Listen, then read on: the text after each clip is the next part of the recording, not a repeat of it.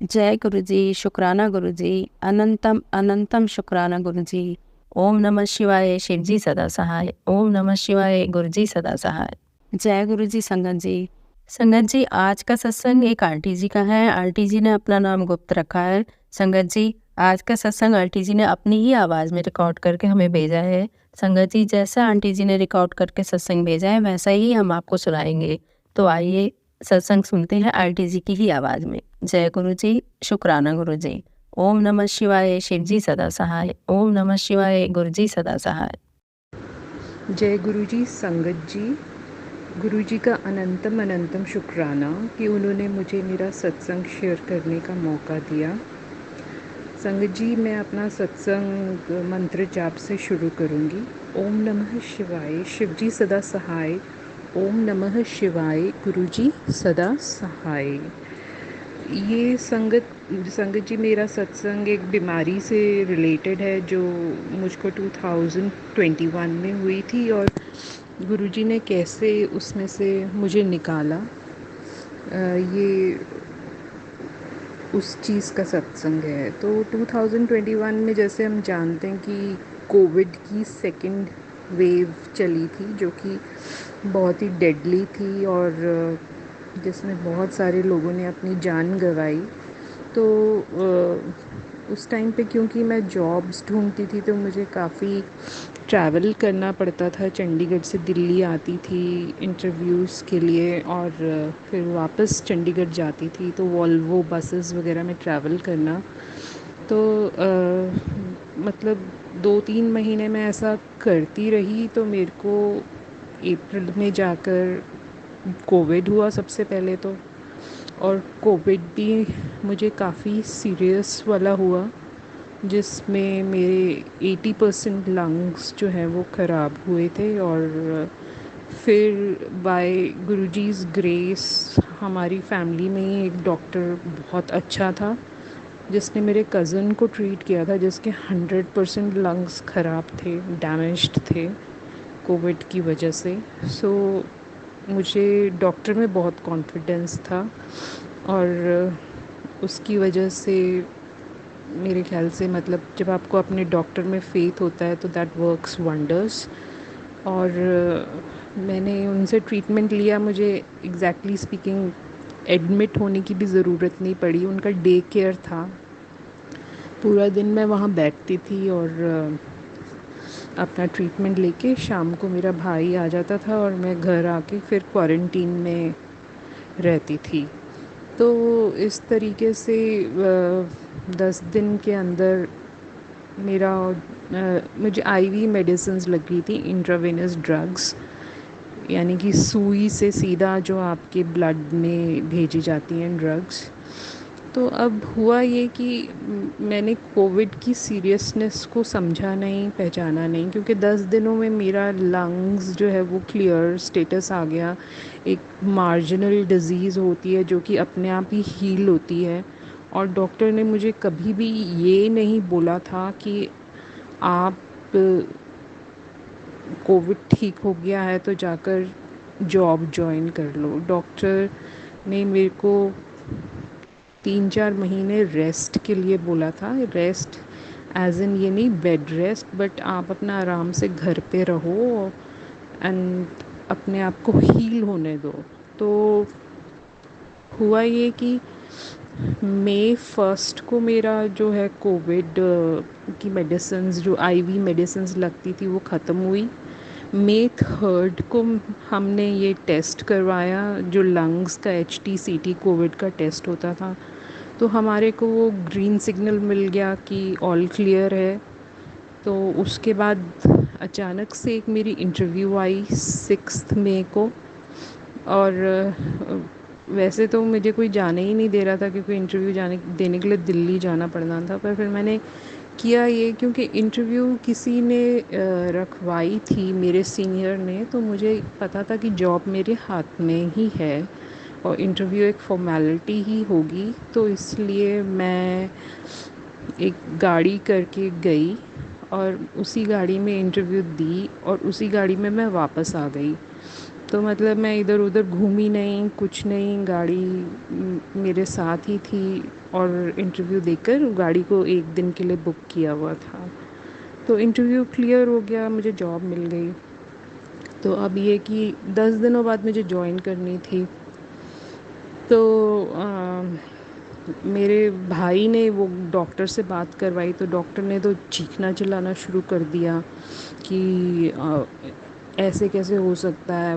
भाई ने बोला नहीं, 10 दिन बाद जॉइन कर, 10 दिन भी कोई टाइम होता है, लाइक 3-4 महीने तो आपको आराम करना चाहिए। डॉक्टर बहुत चीखा चिल्लाया, पर फिर भी मुझे बात की समझ नहीं आई। तो हाँ, उन 10 दिनों को मैंने 10 दिन इसलिए लिए थे ताकि मैं प्राणायाम और यही डीप ब्रीदिंग करके, वॉक करके जो है वो अपने आप को रिकवर कर सकूं और जॉब के लिए प्रिपेयर कर सकूं। तो जॉब जॉइन करना मेरे लिए इतना मुश्किल नहीं था, जबकि दिल्ली में हम मैं रेंटेड अकोमोडेशन में ही रही हूँ, और अब नेशनल लॉकडाउन चल रहा था तो दुकानें वगैरह भी खुली नहीं होती थी, मेट्रोज़ बंद थी। और मतलब प्रॉब्लम यहाँ चंडीगढ़ से दिल्ली तक जाने की भी हो सकती थी गाड़ी की, कि फ़ाइन लग रहा है 21,000 रुपये का, ये वो बहुत सारे इसमें मतलब इश्यूज़ थे। बट फिर भी हमने चांस लिया और मैं मानी नहीं, मेरे को लगा मुझे जॉब करनी चाहिए जब इतनी मुश्किल से मिली है, क्योंकि काफ़ी देर से मेरे पास जॉब नहीं थी, 2019 2020, और अब ये हाँ मतलब लगभग 2.5 साल से मेरे पास जॉब नहीं थी। तो इसलिए मुझे ऐसा लग रहा था कि मुझे ट्राई करना चाहिए, क्योंकि बैठे बिठाए जॉब मिल गई थी। तो जब मैं प्राणायाम और ये सब करती थी और उसके बाद वॉक के लिए जाती थी, तो मुझे ये समझ में आया कि मेरी तो चलने की भी प्रैक्टिस जो है वो चली गई थी, क्योंकि मैं 1 महीना क्वारंटीन में रही थी। और क्योंकि चली नहीं मैं इतना ज़्यादा, तो मुझे चलना भी दोबारा सीखना पड़ रहा था। मतलब मेरी मम्मी इतने एजेड हैं, लाइक 76 ईयर्स, बट वो जब मेरे साथ चलते थे तो वो तेज़ चलकर आगे हो जाते थे, और मैं उतना भी नहीं चल पाती थी उनके साथ, और स्लो मैं मतलब पीछे रह जाती थी। तो 10 दिन में जो भी रिकवर कर सके ये कर करा के मैंने जॉब जॉइन कर ली। तो जॉब मुझे पता था कंपनी थोड़ी सी टेढ़ी कंपनी है, और रेप्यूटेशन हम सभी को पता था, बट मुझे ये था कि मिल रही है तो एक बार ट्राई करके तो देखना चाहिए, क्योंकि जब तक ट्राई नहीं करेंगे या जब तक खुद का एक्सपीरियंस नहीं होगा हम कैसे कह सकते हैं। तो इसलिए मैंने जॉइन कर ली। तो कंपनी का एनवायरनमेंट सच में बहुत चीखने चिल्लाने वाला था। मैं ये नहीं कहूँगी कि बुरा था, वहाँ काम अच्छा था, बायर्स अच्छे थे और सब कुछ अच्छा था, बट ओनर्स बहुत चीखते चिल्लाते थे, और आपस में भी काफ़ी पॉलिटिक्स वगैरह थी। तो क्योंकि जो वहाँ पहले से ही काम कर रहा है उसको तो आपके पीछे लगा दिया जाता था कि इसको देखो कि ये ठीक काम कर रही है कि नहीं कर रही, और वो लड़की चाहती ही नहीं थी कि कोई भी जॉब में रहे उसके अलावा। तो फिर पॉलिटिक्स बहुत होती थी, और मैंने रियलाइज़ किया कि जब जॉब में सारा दिन बैठना पड़ रहा है तो ना मैं प्राणायाम कर पा रही हूँ, कुछ भी नहीं कर पा रही, और मेरे को सांस भी चढ़ती थी सीढ़ियाँ उतरते चढ़ते, जो मैंने पहले नहीं रियलाइज़ किया। तो अब इसमें, अब क्योंकि मैं दिल्ली में अकेली रह रही थी अपने भैया के घर में, तो उनका घर खाली पड़ा था, और इसलिए मैंने उनके घर में उनकी परमिशन लेके रहना शुरू कर दिया था। तो अब इसमें जब मैं आती घर शाम को, तो एक तो वो जॉब में ये प्रॉब्लम थी कि अगर तुम थोड़ा लेट बैठो तो ही उन्हें लगता था कि आप काम कर रहे हो। तो अगर घर जाने का टाइम 6 बजे है तो उन्हें नहीं अच्छा लगता था कि आप 6 बजे घर के लिए निकलो। अगर 8 बजे निकलोगे तो उनको लगेगा कि हाँ आप थोड़ा काम कर रहे हो। तो मैं भी वैसे ही करती थी, 8 साढ़े 7 7 बजे मैंने निकलना। फिर क्योंकि कोई मेट्रो नहीं और ऑटोज़ में जिसमें बहुत सवारी लेके जाते हो उनमें मैं ट्रैवल नहीं करना चाहती थी, तो फिर कैब कर कर ही घर जाना और कैब से ही ऑफिस आना। और घर जाकर थके हुए इतने होते थे कि मैं अपना खाना भी नहीं बना पाती थी और मेरी टांगों में बहुत दर्द होती थी कि मैं चल भी नहीं पाती थी। तो मेरे को ऐसा लगता था बस मैं आके लेट जाऊं। और टांगों की दर्द वेरिकोस वेन्स की वजह से थी, तो मे बी वीकनेस की वजह से होती होगी, वो कोविड की वजह से नहीं थी। तो हाँ, मैंने इन सब चीज़ों को सीरियसली नहीं लिया। तो क्योंकि अब मैं खाना नहीं अपना बनाती थी तो मैंने ज़ोमैटो से ऑर्डर करना शुरू कर दिया। दूसरी चीज़ ये कि ऑफ़िस में सुबह जाते ही क्योंकि ऑफ़िस की अपनी कैंटीन थी, सब भागे होते थे पराठा खाने के लिए, चाय पीने के लिए, तो मैं भी चली जाती थी। अब 10 रुपए का आलू का पराठा मिल रहा है तो आप सोच सकते हैं क्वालिटी क्या होगी। और वो खा लेना, मैंने कभी लंच भी वहीं से खा लेना और फिर ज़ोमैटो से मंगा लेना अपना खाना। तो ऐसे करते कराते घर का पूरा खाना ही छूट गया। तो 1 महीने के बाद मैंने देखा, जॉब के 1 महीना जॉइन करने के बाद मैंने देखा कि अ, मैं तो मतलब लेटती हूँ तो मैं साँस नहीं ले पाती। तो अगर मैं लेट के सोती हूँ तो मतलब मुझे 2-3 तकिए रख कर टिल्टेड होके सोना पड़ता था तो मैं सांस ले पाती थी। और अगर सीधा लेट कर एक तकिए के साथ सोऊं तो मैं सांस नहीं ले पाती थी। और जैसे ही मैं अपने बालों में हाथ डालूं और थोड़ा सा उनको खींचूं तो बाल भी निकल निकल के मेरे हाथ में आ रहे थे। तो कंघी करूं तो इतने इतने बाल निकले, मतलब मैं खुद ही हैरान थी देखकर कि ये क्या हो रहा है। फिर बाद में पता चला कि ये कोविड में हो जाने के बाद 1-2 महीने बाद ये स्टार्ट होती है कि जब आपके बाल झड़ने शुरू हो जाते हैं। और मेरे एटलीस्ट 60% बाल जो है वो ऐसे ही चले गए होंगे। हर दिन कंघी कर रहे हो, बाल निकलते जा रहे हैं। सुबह जब भी उठ के देखोगे तो ये तकिए पे बाल वैसे ही निकल के पड़े होते थे। तो और ऊपर से खाना मेरा वही ज़ोमैटो का, और सांस भी नहीं आना लेट के। और फिर मैं सांस लेती थी तो एक उसमें साउंड सी आती थी सांस में, आवाज़ जिसको हम वीजिंग कहते हैं।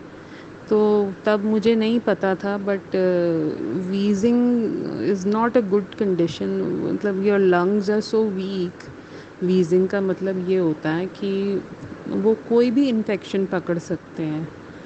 तो फिर मैंने जॉब में भी इस वजह से रिज़ाइन नहीं दिया कि वो मेरी तबीयत इतनी ख़राब थी, क्योंकि अभी तक मेरे को समझ ही नहीं आई थी कि मेरी तबीयत ख़राब है। तो मैंने जाके जॉब में रिज़ाइन दिया क्योंकि वहाँ का इन्वायरमेंट ठीक नहीं था और बोला कि मेरी तबीयत ठीक नहीं है। तो उन्होंने रिज़ाइन एक्सेप्ट कर लिया, बट उन्होंने बोला कि 1 महीने रुक जाओ और हमारे को कुछ जो काम वगैरह है वो करके दे दो, कलेक्शंस वगैरह बना के दे दो। तो वो मैंने मान कर कि हाँ ठीक है ये मैं कर लूँगी, किया। और मैं रुक गई 1 महीना और।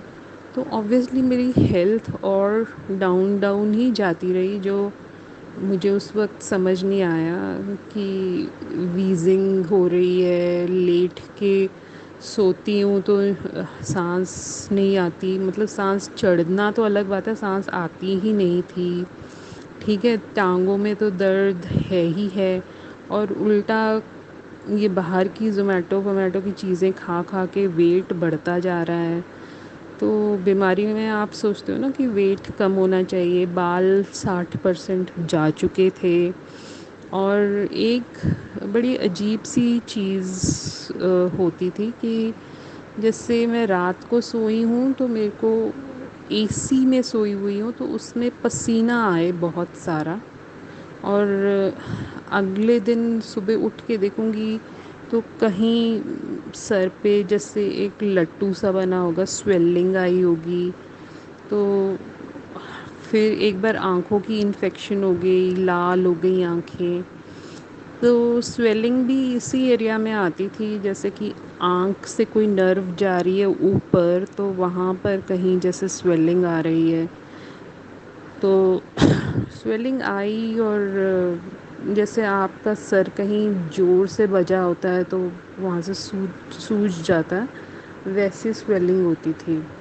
और कभी-कभी बालों के अंदर भी स्वेलिंग वैसी ही आ जाती थी।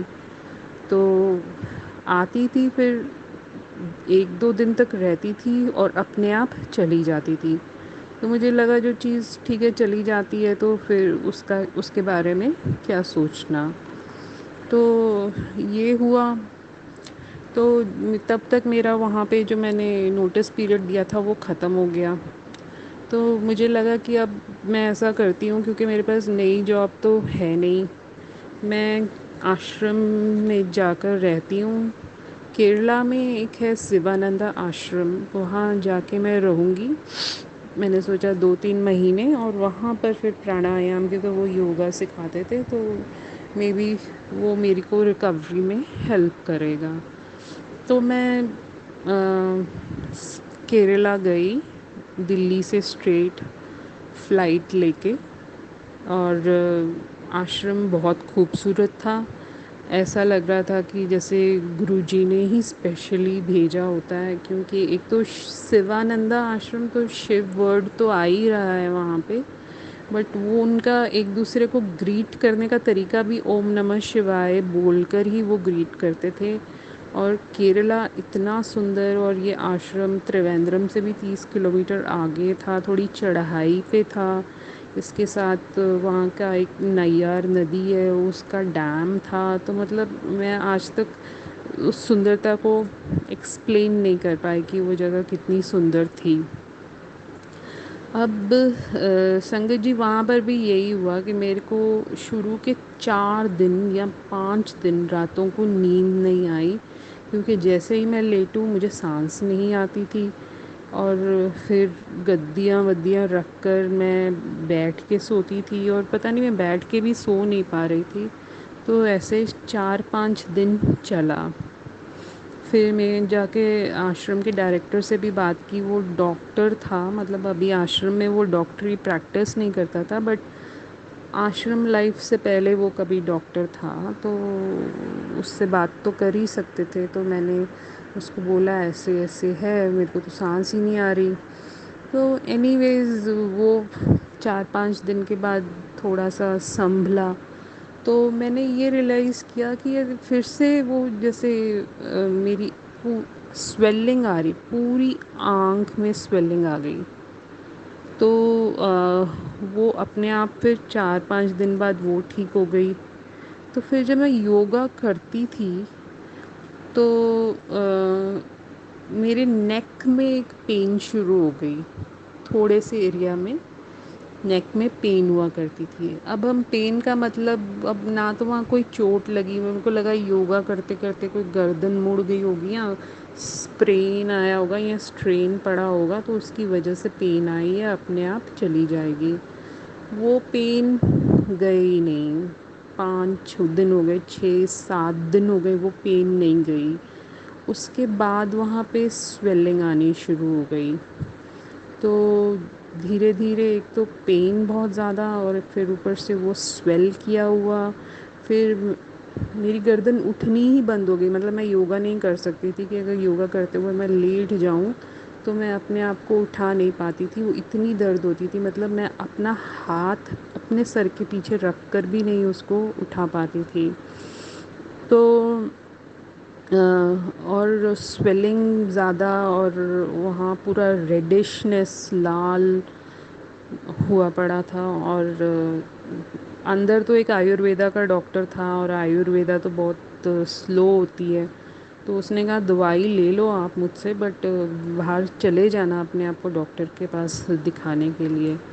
तो मैंने आयुर्वेदा की दवाई भी स्टार्ट की, बट उसको लेने का कोई फ़ायदा हुआ नहीं, इसलिए मेरे को फ़ीवर बहुत चढ़ रहा था साथ में, 102 103 बुखार। अब तो मैं बिल्कुल ही नहीं सो पाती थी, ना लेट के ना बैठ के, और बहुत ज़्यादा पेन।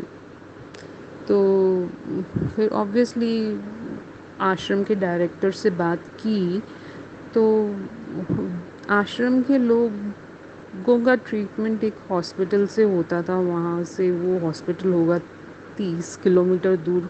तो मेरे को भी उन्होंने यही बोला कि आप उस हॉस्पिटल में चले जाओ, हॉस्पिटल बहुत अच्छा था। तो केरला में मेडिकल केयर जो सिस्टम है वो बहुत अच्छा है, और उस हॉस्पिटल में मैं गई। अब पहले दिन तो मैं अकेली चली गई। अब केरला में ये सिस्टम है कि आप अकेले नहीं हॉस्पिटल में जा सकते, वहाँ पे जो भी आपको ट्रीटमेंट मिलना है आपके साथ कोई और होना चाहिए, और अगर आपको हॉस्पिटल में एडमिट होना है तो भी आपके साथ एक बंदा, आपका जो केयर टेकर है वो एडमिट होगा साथ में। तो मेरे को तो समझ नहीं आई, मैंने कहा यार मुझे स्वेलिंग ही तो है, अब स्वेलिंग की वजह से ठीक है मुझे बुखार चढ़ा हुआ है या जो भी है, तो इसमें इतनी बड़ी बात क्या है कि उन्होंने मुझे बोला कि आप तो बस अभी ही एडमिट हो जाओ। मैंने कहा अभी ही एडमिट हो जाएं, और फिर उसके बाद जो भी मेरे टेस्ट वेस्ट हुए थे उसमें जो ऑक्सीजन ऑक्सीमीटर से देखते हैं वो भी मेरी कम थी। मेरे पूरे कोविड के टाइम में जिस दर 80% लंग्स ख़राब थे, तो भी ऑक्सीमीटर की रीडिंग इतनी कम नहीं आ रही थी, पर यहाँ पे 92 आ रही थी, 92। तो वहाँ डॉक्टर्स वगैरह आए मुझे देखने के लिए, हम लोग गए थे एमरजेंसी में। तो क्योंकि टाइम ऐसा था ना, मतलब हम उनकी जो 24 आवर्स ओपन इमरजेंसी होती है सीधा वहाँ पर गए थे। तो वो कहते कि देखो एक चीज़ है कि हम आपको जाने के लिए नहीं कह रहे, हम आपको एडमिट होने के लिए कह रहे हैं।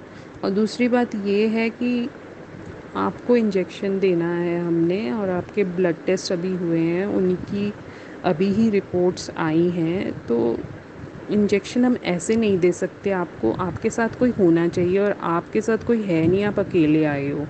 तो हम केरला स्टेट गवर्नमेंट के रूल्स को तोड़कर ठीक है आपको इंजेक्शन दे रहे हैं। तो उतनी देर में दूसरा डॉक्टर आया, तो मैंने कहा डॉक्टर रिपोर्ट क्या कह रही है? कहता कोई बैक्टीरियल इन्फेक्शन है, जो कि वाइट ब्लड सेल्स 7,000 से 11,000 होने चाहिए, वो 15,000 तक पहुँचे हुए हैं बॉडी में। तो बहुत बड़ी बैक्टीरियल इन्फेक्शन है। तो ठीक है, मैंने उसकी बात सुनी और मुझे इंजेक्शन दे दिया गया। उसने मेरी गर्दन की फ़ोटो भी खींची। जब मैंने उसकी फ़ोटो देखी, उसकी खींची हुई फ़ोटो, तो मैंने रियलाइज़ किया कि मैं जिसको स्वेलिंग सोच रही थी वो तो काफ़ी अच्छा मटका ही बना पड़ा था मेरी गर्दन का। तो उतनी देर में जो है मेरे वो हुए स्कैन्स वगैरह हुए गर्दन के। तो मतलब हाँ, स्कैन हुआ गर्दन का, फिर उन्होंने एक डाइंग वाली चीज़ डालकर भी गर्दन का स्कैन किया, और उतनी देर में उन्होंने मेरे को एक डॉक्टर से मिलने कहा जो ऊपर सर्जन है। मैं बड़ी हैरान कि मतलब ऐसी भी क्या चीज़ है कि जो मतलब केरला स्टेट गवर्नमेंट के रूल तोड़कर उनको मुझे इंजेक्शन देना पड़ा। एंड सर्जन से मिली, तो वो मेरे यहाँ टच करके देखा उसने स्वेलिंग पे, तो कहता मुझे तो लग रहा है कि पस है। तो कहता मैंने जितने भी केसेस देखे हैं, अब उनके हिसाब से जब मैं टच करके फ़ील करता हूँ तो ये पस तो है, तो इसका तो ऑपरेशन होना पड़ेगा।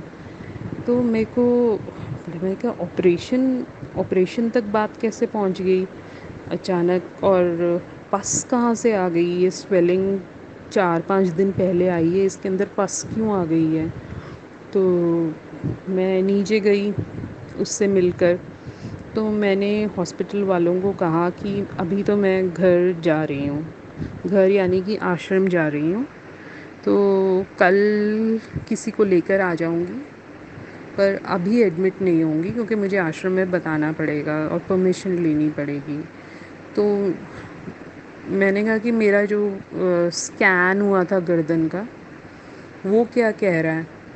तो कहते वो उसकी रिपोर्ट अभी आएगी, और उसकी रिपोर्ट लेकर ही मैं साथ में गई थी आश्रम। तो स्कैन ये कह रहा था कि मेरे सारे लिम्फ नोड्स जो हैं वो स्वेल करके बड़े बड़े हो गए हैं, बाहर आ गए हैं, जिसकी वजह से मेरी गर्दन में ये स्वेलिंग है। अब डॉक्टर ने तो इस उम्मीद से, जो आश्रम के डायरेक्टर हैं, जो डॉक्टर थे, इस उम्मीद से मुझे भेजा हॉस्पिटल कि चलो सिलाइवरी ग्लैंड की स्वेलिंग होगी, तो मतलब ठीक है, मतलब मम्स होंगे, मम्प्स जिसको हम कहते हैं, बचपन में बच्चों को होते थे, वो होगा। तो उसमें से तो कुछ था नहीं, तो उल्टा बैक्टीरियल इन्फेक्शन निकली, और सारे लिम्फ नोड्स सूज के बाहर आ गए थे। तो लिम्फ नोड्स तो आपकी बॉडी का दूसरा ही सिस्टम होते हैं, मतलब लिम्फेटिक सिस्टम हमारी बॉडी में, सर्कुलेटरी सिस्टम के अलावा ये भी एज लिम्फ की सर्कुलेशन के लिए काम में आता है। तो मैंने रिपोर्ट उठाई और मैं बेड पे लेटी हुई थी, तो जब शाम के 7 बजे थे, तो मैंने जैसे ही अपना फ़ोन खोल के देखा, तो वहाँ पे फ़र्स्ट मैसेज जो मेरे सामने आया वो यही था कि इस दुनिया के सबसे बड़े डॉक्टर गुरुजी हैं, और सबसे बड़ी दवाई जो है अरदास है। तो अरदास कभी की गई अरदास कभी खाली नहीं जाती, और गुरुजी के रहते हमें किसी से डरने की ज़रूरत नहीं है, चिंता करने की ज़रूरत नहीं। तो मैंने मैसेज बंद कर दिया, और मतलब मेरे लिए तो वो एक डायरेक्शन थी कि डॉक्टर एक्चुअली गुरुजी हैं। तो मेरी उम्मीद तो वहाँ से बहुत जग गई, क्योंकि एकदम से ही ऑपरेशन का बोल दिया, कल आके करवा लो। तो मुझे समझ आ रहा था कि पैसे भी जाएंगे खूब, और मैं तो अभी 2 महीने ही जॉब में थी, और उससे पहले 2.5 साल तो जॉब में थी ही नहीं। तो वो डॉक्टर आया जिसने मुझे डिस्चार्ज करना था, तो उसने बोला ठीक है हमने ये चिट्ठी लिख दी है। तो जब मैंने चिट्ठी पढ़ के देखी कि वो लेटर मेरी तरफ से उन्होंने लिखा था और मैंने साइन करना था, जो कि ये कह रहा था कि मैं हॉस्पिटल छोड़ के भाग रही हूँ मेरे डॉक्टर्स की परमिशन के अगेंस्ट। तो मैंने साइन कर दिया, और मैंने डॉक्टर को बोला कि सर कल का क्या प्रोग्राम है।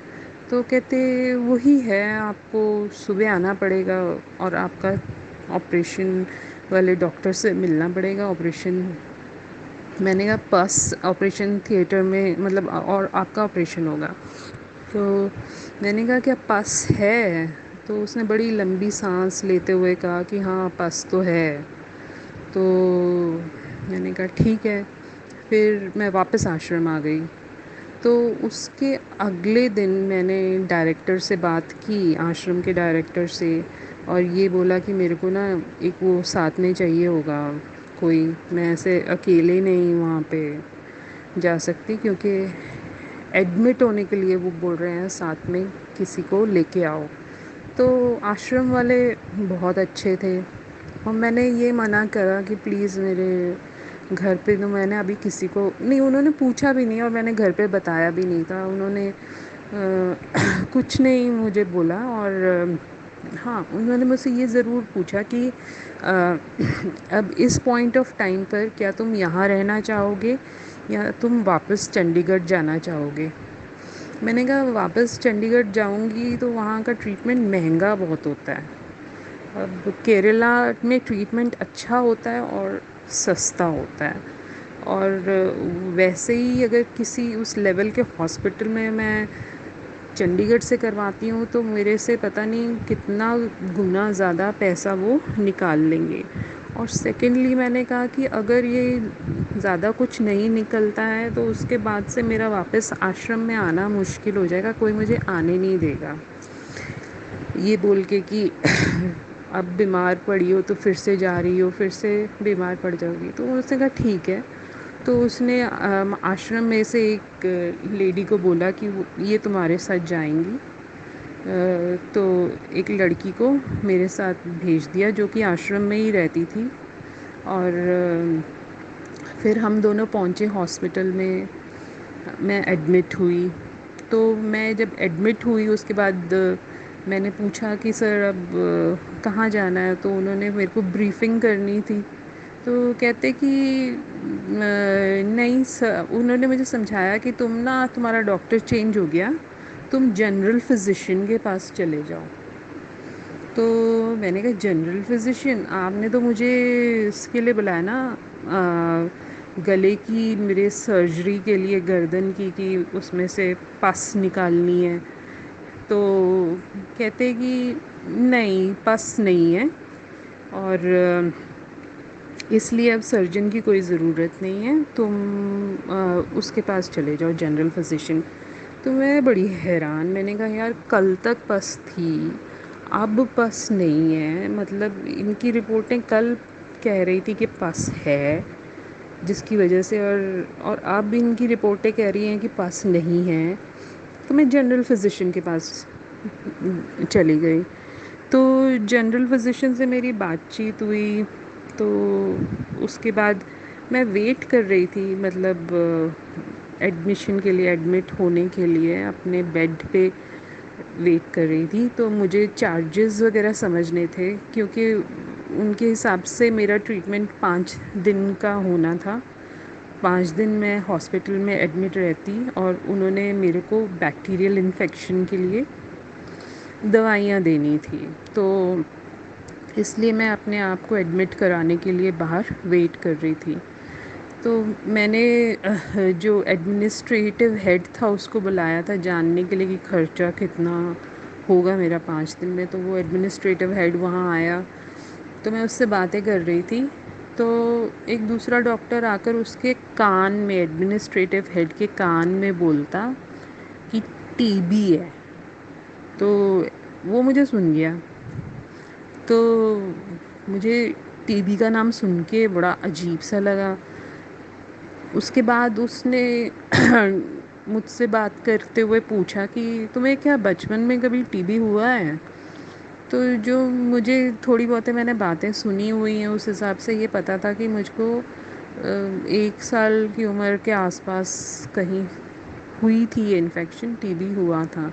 तो मैंने बोल दिया हाँ, जब मैं 1 साल की थी तब हुआ था। तो कहता है ये ना अभी भी ये टीबी ही है।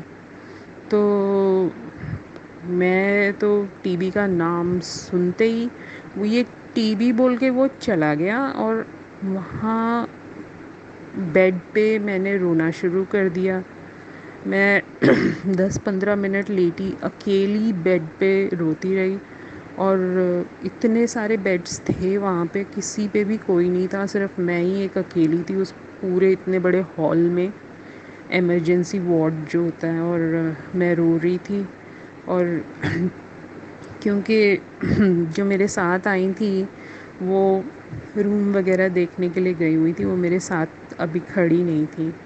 तो मैंने कहा कि ठीक है एडमिट हो जाते हैं जाकर। तो फिर मैं एडमिट वगैरह हुई। तो उसके बाद जनरल फिजिशियन से आगे ट्रीटमेंट प्लान समझने के लिए फिर से मिलने के लिए गए हम लोग।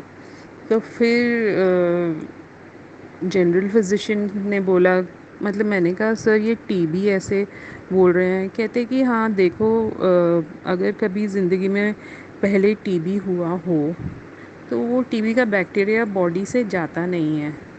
अगर तुम्हारी इम्यूनिटी वीक हो जाती है तो वो जो टीबी का बैक्टीरिया है वो फिर से एक्टिव हो जाता है।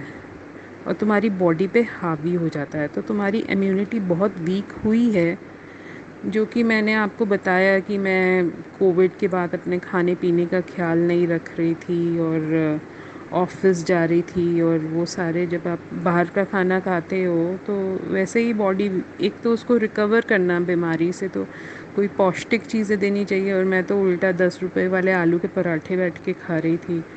तो हाँ, इसलिए उन्होंने गेस किया, कहते कि ये टीबी ही है। और ये टीबी कहाँ का है, मैं तो चाहूँगा कि आप अपना चेस्ट का एक्सरे भी करवाओ, क्योंकि मुझे लगता है कि चेस्ट में जो लिम्फ नोड्स हैं वो भी एक्टिवेट हो चुके हैं। और संगत जी आप देखें तो मेरा ऑक्सीमीटर 92 आ रहा था, हालांकि मुझे खांसी नहीं, कुछ नहीं। खांसी होने की वजह से अगर आपको सांस में प्रॉब्लम आ रही है या कोई चेस्ट की इन्फेक्शन से आ रही है तो आप खांसोगे। तो यहाँ मुझे खांसी भी नहीं थी और फिर भी मेरा ऑक्सीजन 92 पे था, तो इसका मतलब कि वो टीबी की वजह से लिम्फ नोड्स जो हैं वो एक्टिवेट चेस्ट में भी हो चुके थे। तो वेल एनीवेज वहाँ से उसने बोला कि सबसे पहले तो चेस्ट का ही एक्सरे होगा देखने के लिए, उसके बाद हम आपका टीबी का टेस्ट करेंगे जब आप यहाँ एडमिट हो जाओगे। तो उस टेस्ट का रिज़ल्ट 4 दिनों में आता है, जो कि आपके हाथ में हम इंजेक्शन देते हैं और हमको देखना होता है 4 दिन में कि उसका क्या रिएक्शन होता है। तो अगर तो वो रिएक्ट करेगा तो इसका मतलब टीबी है, और अगर नहीं रिएक्ट करेगा तो टीबी नहीं है। और साथ साथ में आपकी बैक्टीरियल इन्फेक्शन की जो है वो दवाइयाँ चलेंगी, कि अगर टीबी नहीं है 4 दिन बाद समझ में आता है, तो ये थोड़ा ना कि हम आपको 4 दिन के बाद दवाइयाँ देंगे, हम आपको अभी से दवाइयों पे लगा देंगे। तो अगर सिर्फ बैक्टीरियल इन्फेक्शन है तो ठीक है, वो दवाइयों से ठीक हो जाएगी।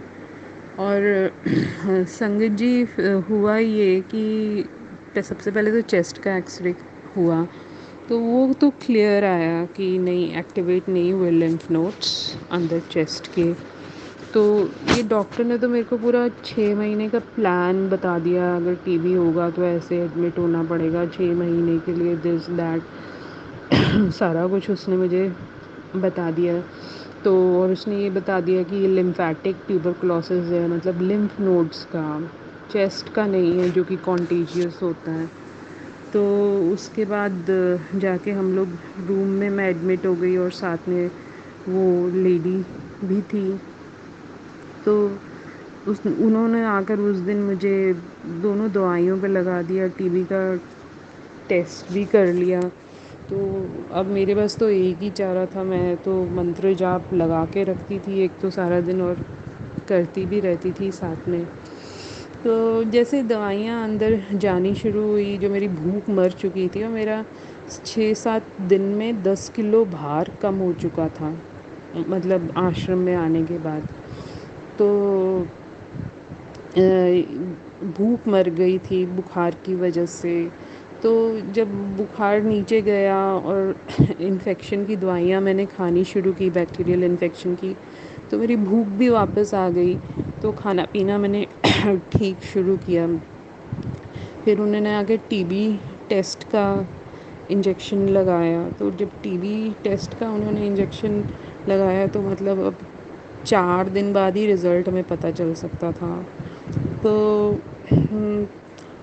हम लोग वेट करते रहे, 1 दिन हो गया, 2 दिन हो गया, वो थोड़ा सा फैला। तो डॉक्टर आके बोल गए मतलब थोड़ा सा है शायद, मतलब उसको कहते नहीं, पर हम देखेंगे 2 दिन और।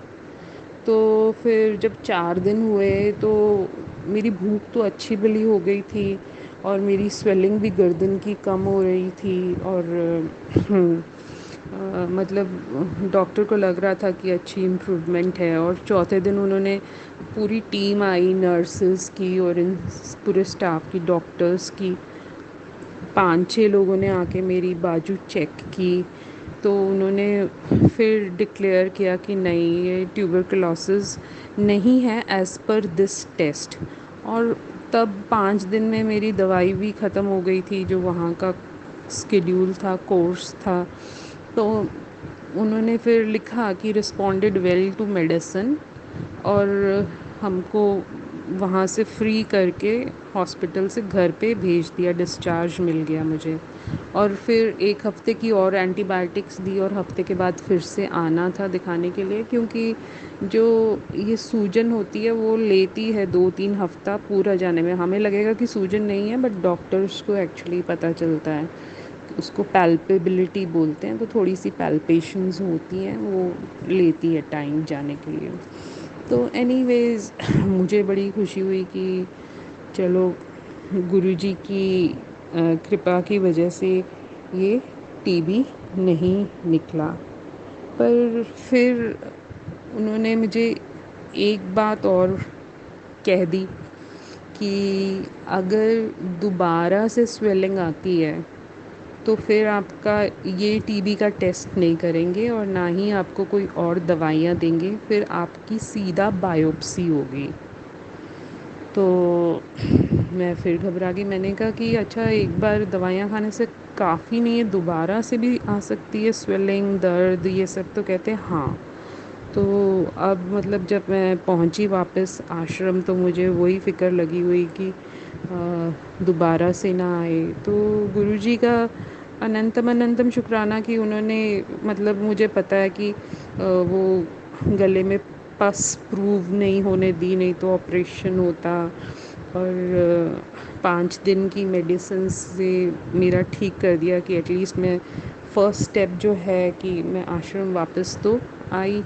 अब आगे की हम देखते, 1 हफ़्ते बाद फिर से जाना था, दवाइयाँ अभी मेरी पूरी ख़त्म नहीं हुई थी और वो मुझे अभी भी अंडर ऑब्जर्वेशन रखे हुए थे कि मेरे को दोबारा से कोई स्वेलिंग ना आए और कहीं पे कोई दर्द वगैरह ना हो। बट संगत जी 2 दिन के बाद मेरे गले में फिर से दर्द होनी शुरू हो गई, अब दूसरी साइड पे। तो मैंने कहा वो पहली दर्द भी ऐसे ही शुरू हुई थी, 4-5 दिन के बाद वो सूजन बनकर इतनी बड़ी हो गई। तो मैंने कहा मैं 4 दिन की वेट तो नहीं कर सकती भैया, और मेरे को अब अगर ये लोग करेंगे बायोप्सी तो फिर प्रूव हो जाएगा कि ये ट्यूबरकुलोसिस है। इसका मतलब वो दवाई ने असर नहीं किया, उस दवाई ने ठीक है थोड़ा सा सबसाइड करा दिया, बट अब वो दोबारा से चीज़ आ रही है। तो टीबी के जर्म्स को या बैक्टीरिया को मारना तो बहुत मुश्किल होता है। टीबी के तो अलग ही ट्रीटमेंट चलता है 6 महीने वाला, तो बायोप्सी करके ये लोग वो ट्रीटमेंट चलाएंगे। तो मैं शिवानंद आश्रम में हम लोग योगा ऐसे बड़े बड़े खुले मंदिरों में करते हैं, जो कि हॉल भी होता है, मंदिर भी होता है। तो वहाँ नटराज, शिव जी की मूर्ति सब मतलब लगी होती है, बहुत ही सुंदर। तो मैं रात के, आप यकीन नहीं मानोगे, 1 बजे जाकर उस मंदिर में बैठ गई और वहाँ मंत्र जाप करती रही, बैठी रही वहाँ पे।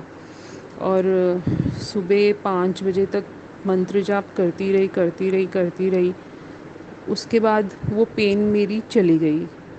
जब पेन चली गई तो मैं दोबारा से आकर सोई आराम से, तो फिर पेन दोबारा नहीं आई। तो मतलब गुरुजी का वही अनंतम अनंतम शुक्राना, और सिमरन मंत्र जाप की पावर की, मतलब टीबी जैसी बीमारी को भी 3-4 घंटे में वो ठीक कर सकता है।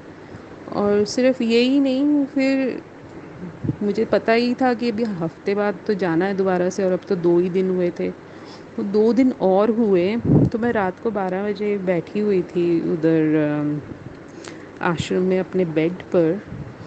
तो मैंने, मुझे ऐसे लगा जैसे कुछ है, तो मैंने अपने बगल में यानी आर्म पिट्स में बाजू की फील करके देखा, तो वहाँ इतनी मोटी फुंसी स्वेलिंग जैसी गिल्टी, और जो कि अभी 1 घंटे पहले नहीं थी और अभी पता नहीं कहाँ से अचानक आ गई, और वही वो दर्द कर रही थी।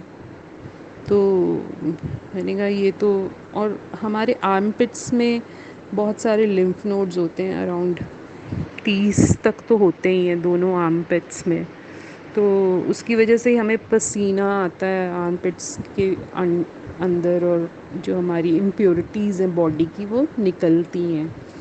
तो मैं घबरा गई। मैंने कहा अब ये अगर अब अगर मैं हॉस्पिटल चले जाऊँ तो सामने गिल्टी नज़र आ रही है, बायोप्सी करने के लिए 2 मिनट नहीं लगने इन लोगों को।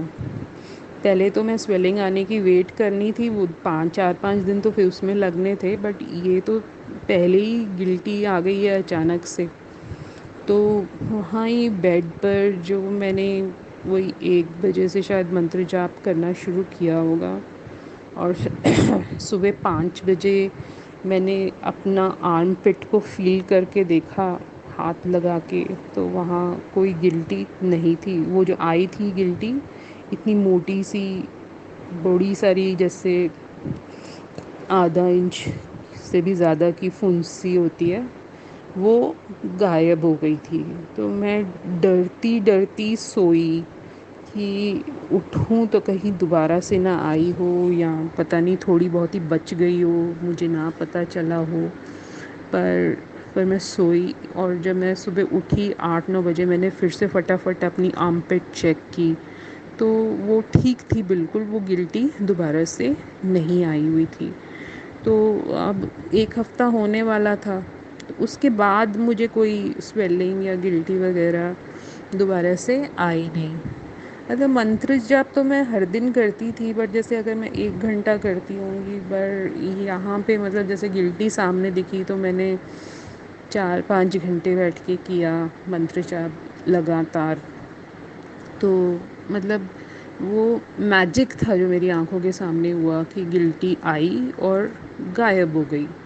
तो मैं तो वही, मेरे को था कि मैं डॉक्टर के पचड़े में पड़ना ही नहीं चाहती, मैं हॉस्पिटल में टीबी को लेकर एडमिट नहीं होना चाहती। तो वो सोचकर ही मैंने किया मंत्र जाप, और वो ठीक भी हुई। और फिर वही हफ्ते के बाद डॉक्टर के पास जाना था, फिर गए हफ्ते के पास, उसने चेक वगैरह किया, फिर मेरी दवाइयाँ बंद कर दी, और कोई और टेस्ट उसने 2 करवाए, ईएसआर और सीआरपी, सीपीआर, हाँ सीआरपी, हाँ। तो ये इन्फ्लेमेशन के ही टेस्ट होते हैं कि अंदर अभी तक कितनी स्वेलिंग है या बीमारी बची हुई है। तो फिर उसके बाद 2 हफ्ते बाद फिर से बुलाया, फिर से टेस्ट हुए, और ऐसे करते करते फिर 2-2 हफ्ते बाद मुझे बुलाते रहे, 3-4 बार उन्होंने बुलाया, और कुछ प्रूव नहीं कर पाए वो, कि फिर खुद ही बोला कि नहीं, टीबी नहीं है, ये सिर्फ बैक्टीरियल इन्फेक्शन थी। तो ये कह के फिर उन्होंने मेरे को रिलीज़ किया, कहते कि यहाँ जाने से, वापस दिल्ली जाने से पहले एक बार फिर भी यहाँ पे दिखा के चले जाना। तो मैंने कहा ठीक है, और इस तरह मैं वहाँ ये सब के बाद, ये टीबी के एपिसोड के बाद भी मैं वहाँ पर 1.5 महीना रही हूँ। तो 1.5 महीना मैं रही, मैंने खाना पीना वहाँ का बहुत अच्छा था, अच्छे से खाना पीना खाया, और योगा सीखा, और मतलब इतनी प्योर एनवायरनमेंट, कभी भी बारिश शुरू हो जाती उसके खूब मज़े लिए ग्रीनरी के, और मतलब और सुंदरता का भरपूर आनंद लिया। और मतलब उसके बाद योगा दोबारा से किया तो फिर कोई प्रॉब्लम नहीं हुई, ना ही कोई दर्द हुई, ना ही गिल्टी कोई दोबारा से आई। वरना ना जाने मेरा कब तक ट्रीटमेंट चलता रहता। टीबी में कहने की बात होती है कि 6 महीने तक चलेगा, बट जनरली जो बैक्टीरिया होता है वो ड्रग रेजिस्टेंट होता है। तो ये मल्टी ड्रग रेजिस्टेंट जो टीबी होता है, एमडीआर टीबी, ट्यूबरकुलोसिस, उसमें ट्रीटमेंट साल भी चल सकता है, 2 साल भी चल सकता है। बड़ी बड़ी एंटीबायोटिक्स हर दिन लेना, वो आपके कैसे कैसे साइड इफ़ेक्ट्स करती हैं, तो बहुत मुश्किल है। तो एक बहुत इम्पॉर्टेंट चीज़ मैंने सीखी कि गुरुजी ने तो चलो मेरी तबीयत ठीक कर दी, बट उन्होंने मेरे को एक सबक जो सिखाया कि ये जो हम अपनी हेल्थ को फॉर ग्रांटेड लेते हैं, और मतलब ये ऑफिसेस के समोसे खाना, ब्रेड पकौड़े खाना, मैं सुबह जाकर वहाँ 10 रुपए का पराठा खा लेती थी या ज़ोमैटो से ही खाना खाती थी। उन सब की वजह से जो आप ये देखो, जो मेरा कोविड था वो क्या बन गया, मतलब जो अप्रैल में मुझे कोविड हुआ था वो अगस्त में आते आते ट्यूबरकुलोसिस बन गया। तो इसलिए अपनी सेहत का ख्याल रखना अपने हाथ में होता है। थोड़ी मेहनत करनी पड़ेगी, पर घर का खाना ही बेस्ट होता है, क्योंकि बाहर ना तो उस खाने में कोई प्यार डाल के बनाता है और ना ही कोई हेल्दी चीज़ डाल के बनाता है। तो गुरुजी का अनंतम अनंतम शुक्राना करते हुए और संगत जी आपका भी शुक्राना करते हुए मैं ये सत्संग समाप्त करूँगी मंत्र जाप के साथ। ओम नमः शिवाय, शिव जी सदा सहाय। ओम नमः शिवाय, गुरु जी सदा सहाय। जय गुरु जी। जय गुरु जी, शुक्राना गुरु जी। जय गुरु जी, संगत जी। संगत जी, अगर आप भी कोई सत्संग अपना शेयर करना चाहते हैं तो डिस्क्रिप्शन पे दिए गए व्हाट्सएप नंबर पर लिखकर या अपनी प्यारी सी आवाज़ में रिकॉर्ड कर कर भी हमें भेज सकते हैं। आपका सत्संग भी ज़रूर संगत जी के साथ शेयर किया जाएगा। जय गुरु जी, शुक्राना गुरु जी। ओम नमः शिवाय, शिव जी सदा सहाय। ओम नमः शिवाय, गुरु जी सदा सहाय।